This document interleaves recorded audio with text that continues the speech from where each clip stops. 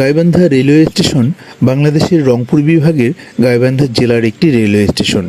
এই রেলওয়ে স্টেশনটি গাইবান্ধা জেলা শহরের প্রাণকেন্দ্রে অবস্থিত। ব্রহ্মপুত্র সুলতানপুর রেলওয়ে কোম্পানি 1899 থেকে 1900 সালে সান্তাহার থেকে ফুলছড়ি পর্যন্ত 94 কিলোমিটার দীর্ঘ মিটার গেজ রেলপথ নির্মাণ করে। বর্তমানে লাইন ফুলছড়ি উপজেলার বারাসীঘাট পর্যন্ত বিস্তৃত আছে। 44 কিলোমিটার দীর্ঘ বোনারপাড়া কাউনিয়া লাইন 1905 সালে নির্মাণ করা হয়। এ সময় গাইবান্ধা রেলওয়ে স্টেশন তৈরি করা হয়। গাইবান্ধা রেলওয়ে স্টেশন দিয়ে চলাচলকারী ট্রেনের তালিকাসমূহ উল্লেখ করা হলো: Lalmoni Express, Rangpur Express, Karatoya Express, Dolonchapa Express, Uttarbanga Mail, Bogura Express, Padmarag Mail, Ramsagar Express ও লোকাল ট্রেনসমূহ। ধন্যবাদ। আই লাভ গাইবান্ধা, কথা বলে গাইবান্ধার মাটি ও মানুষের।